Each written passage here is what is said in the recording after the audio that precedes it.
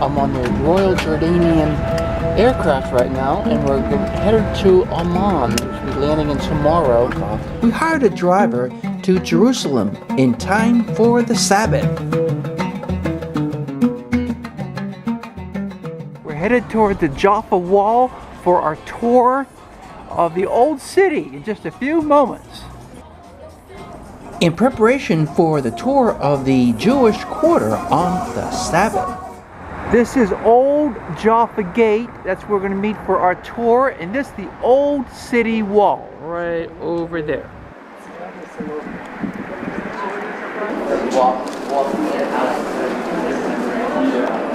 Going through the opening of the Jaffa Gate into the Old City of Jerusalem.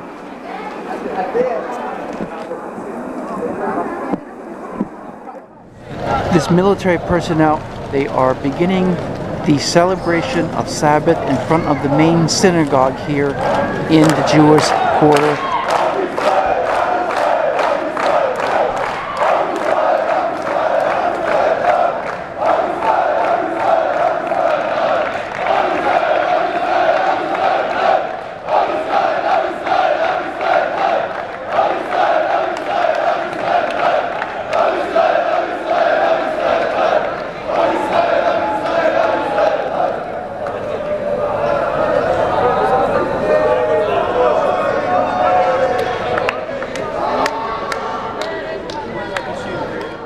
We're headed towards the Western Wall, or the Wailing Wall, and we'll get a good perspective of it from this view.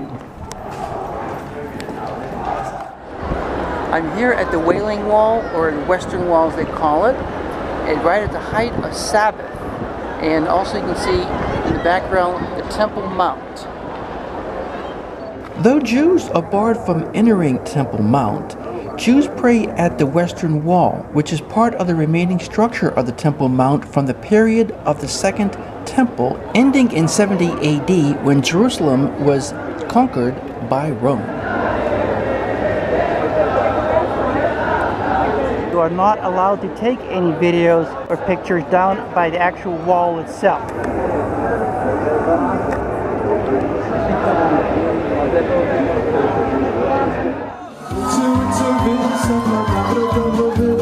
On our way back to the Abraham Hostel this evening, we bumped into a wedding here in the Jewish quarter.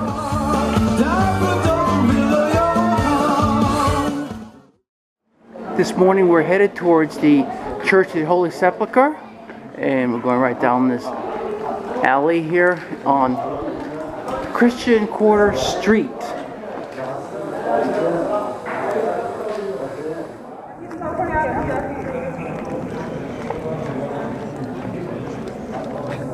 This is the Church of the Holy Sepulchre.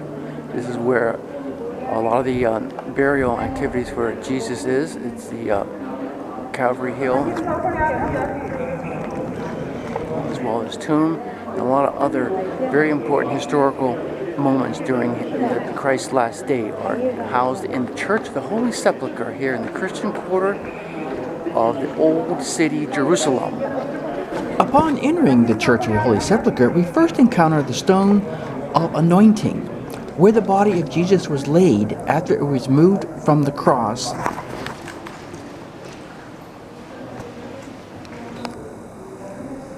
It's my hand laying on the rock here at the opening church. This altar is station 11 on the Via Dolorosa, where Jesus was nailed to the cross while it laid on the ground. This is the altar of crucifixion where Jesus was crucified. Underneath the altar is a silver disc with a center hole that marks the spot on which the rock where the cross stood, and actually touch that stone with my hand.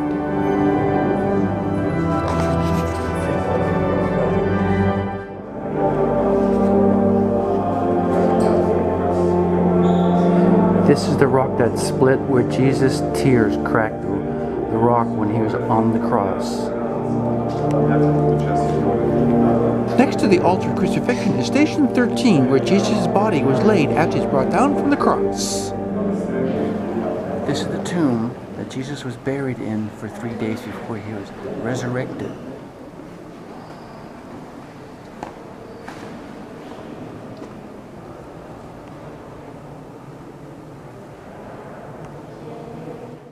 Later that morning, we made the 10-mile trip to Bethlehem, crossing over the checkpoint between Israel and Palestine, to the Church of the Nativity.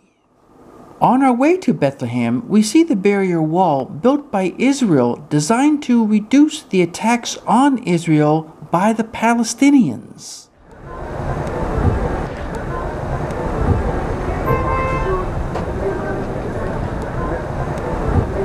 On our way to the Church of the Nativity. No, 1 minute.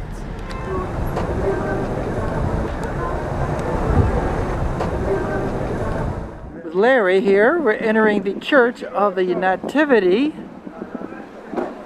the birthplace of Jesus Christ. We're going to hopefully get involved in a church service and see the cradle of Jesus. So we're going to go inside the church right now and see what we can find. See you in there.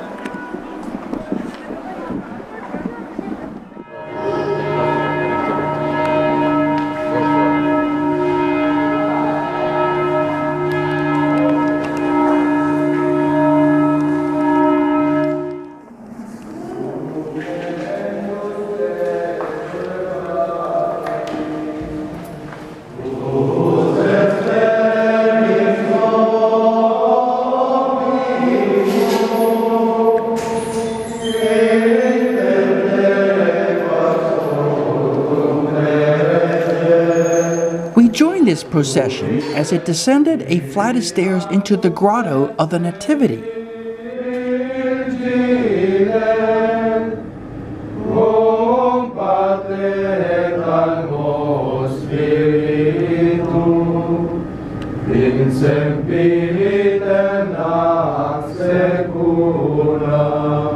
A 14-point star, or the Star of Bethlehem, marks the spot where it is believed the Virgin Mary gave birth to baby Jesus.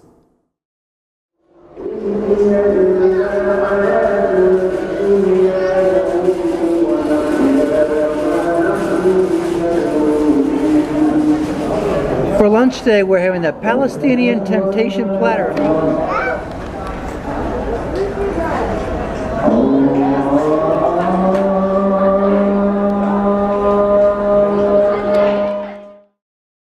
Leaving Bethlehem, we quickly returned to Jerusalem to catch a tour of Mount of Olives. This is the Chapel of Ascension located on the top of Mount Olives.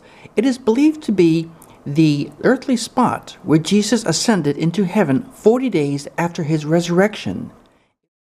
The chapel houses a slab of stone known as the Ascension rock, which has the impression of the right foot of Jesus just before he ascended into heaven. This is the church of the Pater Noster on Mount of Olives. Jesus taught the disciples the Lord's Prayer in a cave in the grotto under the church. This is the cave that Jesus taught his disciples the Lord's Prayer up here in the Mount of Olives. On the walls around the church, translations of the Lord's Prayer in 140 languages are inscribed on colorful ceramic plaques. This is the English version.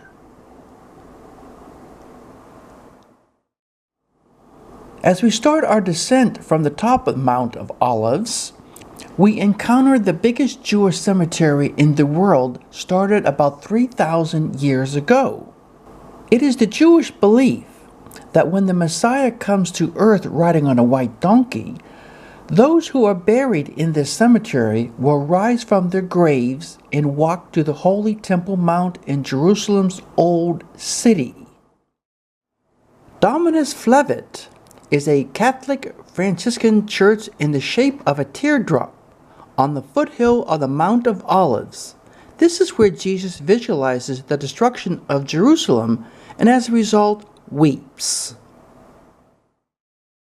The Garden of Gethsemane, Gethsemane meaning oil press, is the garden at the foot of the Mount of Olives, which is most famous as the place where Jesus prayed and his disciples slept the night before Jesus' crucifixion. It is also the location where Judas Iscariot betrayed Jesus by kissing him, signaling to the soldiers and high priests, identifying that this was indeed Jesus. We conclude the tour of Mount of Olives with Mary's tomb, which is located at the bottom of the Mount of Olives. Mary's tomb, or the Church of Assumption, is believed to be the final resting spot of the Virgin Mary. A staircase leads down into the tomb, which commemorates Mary's Assumption and rise to the gates of heaven.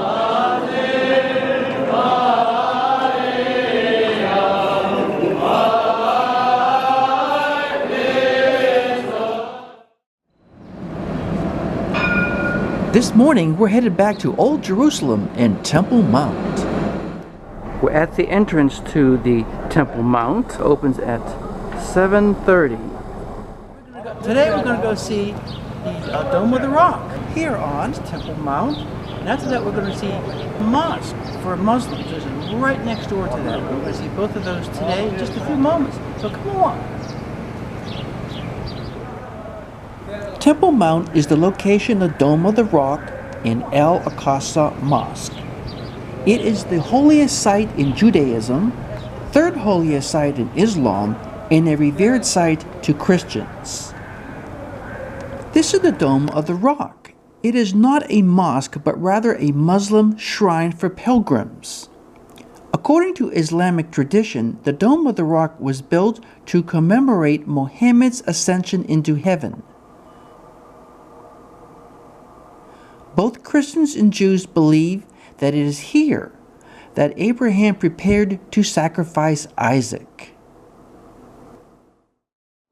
Just a few steps away from the Dome of the Rock is Al-Aqsa Mosque, the third holiest site in Islam. Al-Aqsa translates from Arabic into English as the farthest mosque. It is referred to in religious Islamic literature. It is said that Muhammad traveled from Mecca to the farthest mosque, from where he ascended to heaven.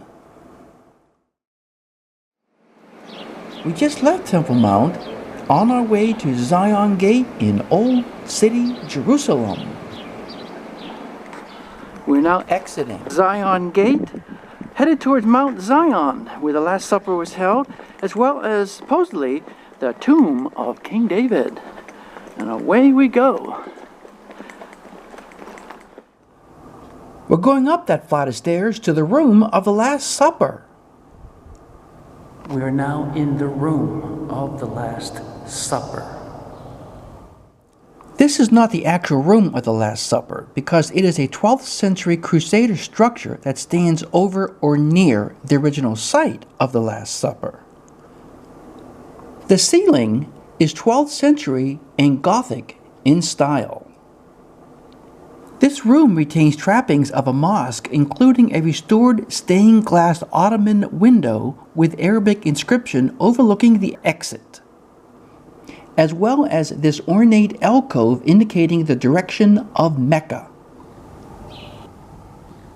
In the same building, underneath the room of the Last Supper, is King David's tomb, which is one of the holiest of Jewish sites.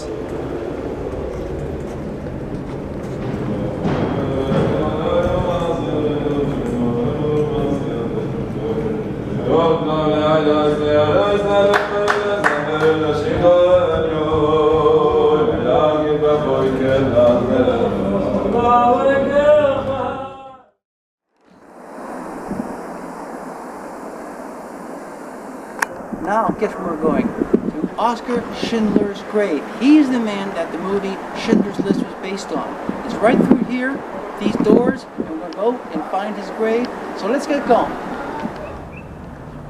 That is Schindler's grave on Mount Zion on our last day here in Jerusalem.